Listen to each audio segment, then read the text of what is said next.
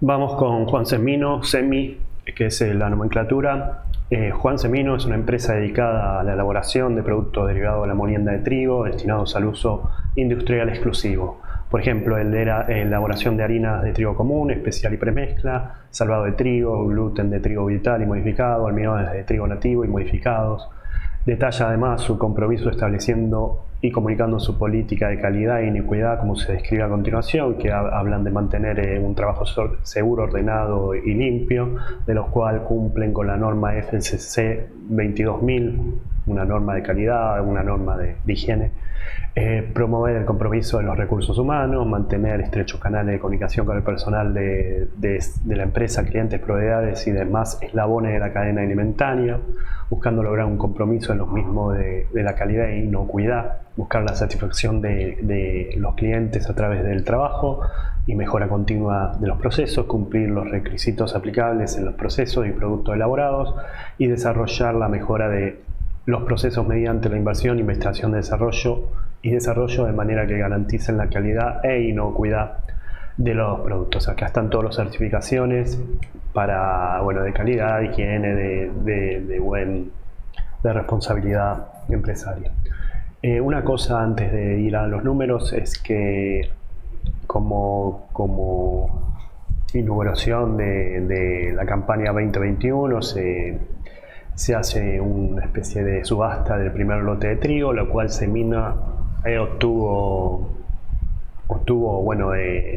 ese lote a través de 30.100 pesos la tonelada. Lo que se suele hacer en este lote simbólico es obtener el dinero de remate, donarlo hacia una escuela, en este caso Jorge Mármol, y a la comisión del corredor al Club Universitario de Rugby del Noroeste de Chaco.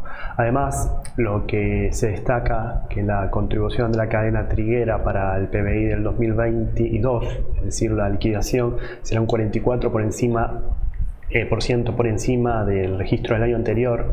Esto se habla en dólares y después vamos a mencionar algunas cosas de la reseña, ¿no? El acumulado del 2021-22, segundo trimestre, da un resultado positivo de 17,8 millones, siendo un 17,4% menos que el acumulado del año pasado, pero sin embargo el segundo trimestre en sí da un superávit de 3,2 millones, cuando el año pasado en el mismo trimestre da un déficit de 11,8 millones. Esto lo vemos en el balance, en el estado de sumas y saldos, donde tenemos la baja en el acumulado, pero una brecha de 15 millones de pesos con respecto al año pasado, ¿no? En cuanto a los puntos subrayados, este periodo de cosecha de trigo ha superado el volumen total registrado en la campaña 2020-2021, alcanzando 11,33 millones de toneladas, por lo que se convocará al Consejo Consultivo para establecer un nuevo volumen del equilibrio, porque el volumen que se hizo fue inesperado y estableció un récord, lo cual se extenderá aún más el techo del volumen para este 2021-2022. Además, el ministro de Agricultura, Ganadería y Pesca informó que se alcanzó el máximo volumen producido de la historia. Resta saber qué calidad proteica tiene el trigo extraído de esta cosecha, ¿no? Puede ser que haya parte del trigo extraído para scrap, es decir, que no sirva para nada. Bien, seguimos con la presentación. Las ventas alcanzan 2.630 millones, siendo una suba del 13,9% interanual. Los costos, por su parte, alcanzan un 14,6% en el anual, es decir, aumentan con un poquito más de velocidad. El margen de EBITDA sobre ventas es de 6,5%, es 0,9 puntos porcentuales mayor al año pasado. Los inventarios resultados se evalúan en 521,4 millones, bajando un 26,5%. Esto no está en la reseña, pero lo tengo del primer trimestre, o sea, lo deduzco, esta baja de inventarios, que es por el alto precio del trigo, en lo cual se están acotando un poco las compras. Por eso bajan los inventarios. En el segundo trimestre, en cambio, habían subido un 12% y no había tanta problema o tanta historia con el precio del trigo internacional. Después vamos a ver el precio del trigo cómo ha aumentado también. Bueno, las materias primas en este caso, que es el trigo, bajaron un 46,6% los inventarios. Esto sí vamos a ver algo. Primero, bueno, la ganancia bruta es muy parecida de un año a otro, aumentan apenas un 6%, 7%. En cuanto a lo que es costo de ventas, dijimos que bueno, la baja del stock al cierre ahí es casi 27% y una suba del 12% el año pasado. Y el inventario en sí, en el desglose, vemos que bueno, los productos elaborados son un poco menos, pero las materias primas tienen una reducción importante de casi el 50%. Continuamos con la facturación al exterior, es el 46% del total y sube un 16,1%. Las ventas locales, por su parte, suben 16,5%. El precio del trigo crece un 12,7%, va de 209,5 a 235,8. Estos son precios del 30 de noviembre del 2020 contra el 30 de noviembre del 2021.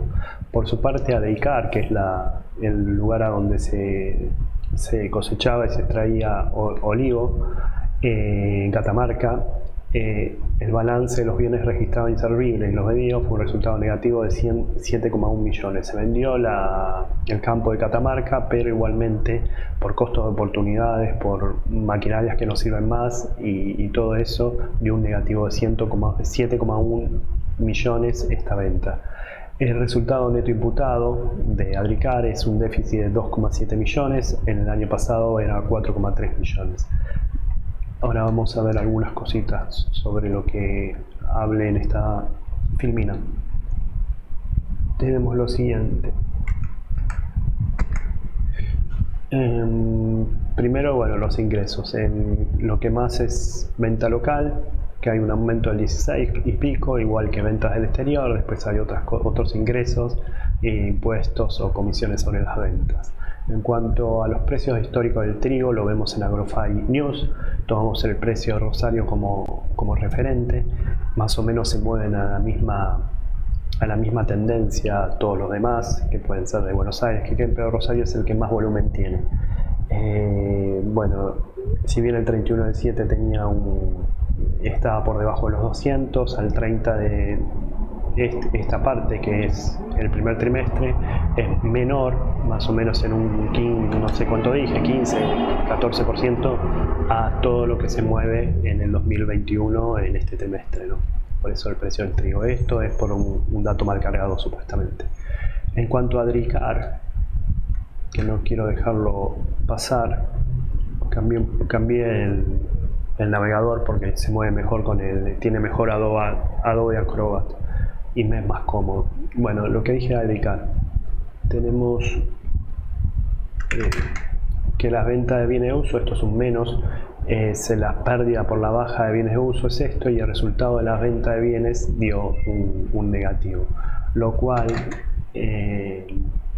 acá bueno, hay un recupero del impuesto y por hecho un recupero de la pérdida, que fue mayor al del año pasado. Por ende, la pérdida del periodo fue 2,7 millones contra 4,3 millones. En cuanto al volumen de producción, el mismo sube un 5,3% interanual. Después vamos a leer un parrafito. Los volúmenes de venta totales suben un 11%, se despacha al exterior 65,6% y sube el 8%. El despacho local, por su parte, es 16,5%.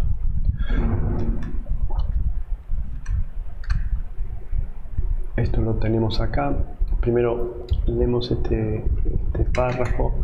El volumen de producción ha crecido aproximadamente un 5,3 respecto al mismo periodo y es un 5,9 de todo el promedio trimestral del año pasado, mientras que los volúmenes vendidos han crecido en promedio un 11% respecto al mismo periodo, aunque la venta del mercado interno crecieron aproximadamente un 16,5 y en el mercado externo 8%. Esto lo vemos más o menos en números, o como es en números generales, acá. donde tenemos que el volumen de ventas está a la altura del 2017-2018 y el volumen de producción más o menos también, o sea, supera en todo ámbito a todo lo que fue en el periodo 2020-2021, ¿no? A lo que es por ahora en el acumulado, que es el mínimo establecido en estos últimos 5 años. Bueno, los gastos por naturaleza acumulan 655 millones más o menos, una suba del 5,5. Los sueldos y jornales, que acaparan el 40% de todo esto, suben un 1,5. Energía y combustible, ya que se usa más porque más laburo, 26,4. Y gastos, conservación y mantenimiento suben 27,4. El ratio de eficiencia, es decir, dividir gastos sobre ingresos, es más óptimo, ya que alcanza un 25% contra un 27% del año pasado. Esto lo vemos, los gastos de naturaleza, en la página 22, donde hay peso de los sueldos, hay peso de energía y hay peso de gastos de conservación y equipo, ¿no? Todo eso. Y eso se puede ver tranquilamente. Bueno, los saldos financieros dan un negativo de 62,9 millones. Esto hace que el resultado final sea más bajo. El ejercicio pasado era un déficit de 3,4. Esto se debe principalmente porque ahora vamos a ver que la posición monetaria está en dólares. El valor del dólar no aumentó tanto como la inflación como el año pasado. Entonces, el valor oficial, ¿no? Entonces hace que haya esta pérdida por diferencia de cambio, que es una brecha de 66,8 millones de pesos. Los préstamos y cuentas por pagar suman 770 millones, una suba del 12,1% del comienzo del año pasado. Los préstamos y cuentas por pagar es casi todo en pesos. Esto es una ventaja, sobre todo para estos periodos donde el dólar supuestamente va a escalar un poco más que la inflación. El balance de moneda extranjera es un positivo de 480 millones, se computó en promedio 100 pesos, 9 por dólar. El flujo de caja es bastante bueno, 361 millones, hubo varias cobranzas, un gran monto de cobranzas atrasadas y eso hizo que aumente el flujo. El año pasado era mucho menos, había más retrasos y entonces la suba apenas se recuperó en el segundo trimestre del 2020-2021, pero el primero fue malo. Bien. En esto vemos lo siguiente, los resultados financieros. Dijimos lo de la diferencia de cambio por lo explicado. Hace que haya una brecha importante de casi 60 millones. Después, en cuanto a los préstamos bancarios, hay mayor financiación en pesos. En cuenta corriente lo que tenemos, nada más 13 millones de todos los 700 y pico de millones que conforman esta deuda. Y la posición monetaria, que lo vemos en activos y pasivos en moneda extranjera, tenemos que las cuentas comerciales por cobrar son todas en dólares, ¿no? En cambio, las por pagar es casi todas en pesos. Después, en el flujo de fondos, se tiene 361 millones contra 108 por las cobranzas percibidas principalmente y el balance entre cobrado y pagado. Una cosa más y ya vamos terminando. La empresa, ante la injusticia del cómpute de ajuste por inflación en el impuesto a la ganancia, redujo el importe del impuesto en el periodo anterior y se dio de baja el monto del activo impuesto diferido para los próximos 5 años, computando el 100% del quebranto generado. Ahora después vamos a ver los impuestos y vamos a ver cómo se recuperó esto. Si alguien actúa sobre ellos, dice que están dispuestos a llegar a la justicia. Continúa la incertidumbre de la nueva ola de COVID-19 con esta nueva variante y los costos siguen altamente puestos sobre los precios de venta derivados a la molienda de trigo y lo que se tiene esto en el precio terminado y todos los precios cuidados o los programas que el gobierno hacen que limiten la suba de precios de la empresa. Vamos con lo del impuesto, que que acá tiene el ajuste por inflación. Acá se mencionó en la nota ya del año pasado, del año pasado, pero el fin del trimestre pasado, que el cómputo pleno del ajuste por inflación en las declaraciones juradas de las ganancias puede llegar a considerarse confiscatoria. Esto lo tienen algunas empresas como Distribuidora de Gas Cuyana, que también está en ese plan de dar un contrasiento contra lo que se cobra por ajuste por inflación, ya que es doble imposición, ¿no? Con el asesoramiento de especialistas en materia tributaria, resolvió computar el 100% del quebranto generado por dicho ajuste correspondiente al ejercicio 31 de 2020-2021, estando decidida a recurrir a la justicia si fuese necesario.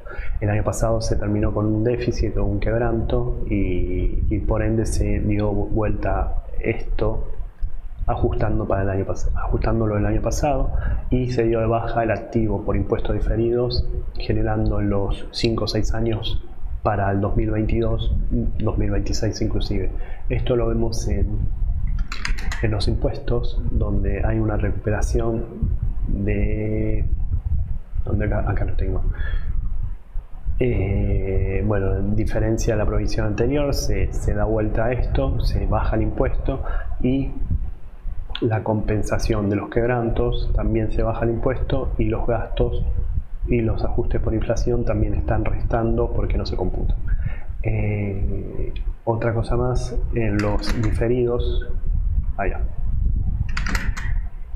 se tiene que el ajuste por inflación a computar ha bajado más o menos 80 millones por lo mencionado, y lo único que queda son todos los derivados de propiedad, planta de equipo, inventarios, etc. Bueno, ya vamos terminando. Con la liquidez sube de 2 a 2.24, la solvencia de 1.57 baja a 1.49, el valor del libro es 9.06, son 3 pesos más que la cotización, la capitalización bursátil es 1.165,6, debería ser llegar casi a 1.500 millones por la baja de la cotización sobre el valor del libro, y la ganancia por acción acumulada es de 0.09. Es todo, gracias.